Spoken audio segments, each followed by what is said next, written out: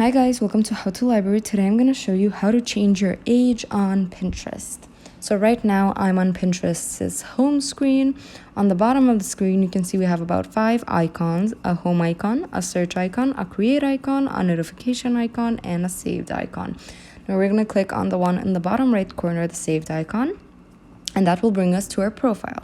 Now, on the top right corner, we have a little arrow icon and a 3 dots icon. We're going to click on the 3 dots icon, and this will pop up, settings or copy profile link. We're going to click on settings, and now we have a couple of options here.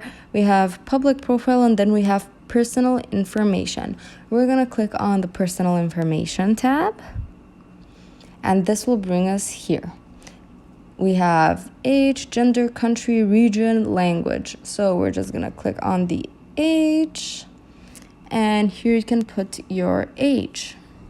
I'm gonna put 20, and then on the top right corner you can see a little done icon, a little red done icon. We're gonna click on that, and age updated, and that's about it.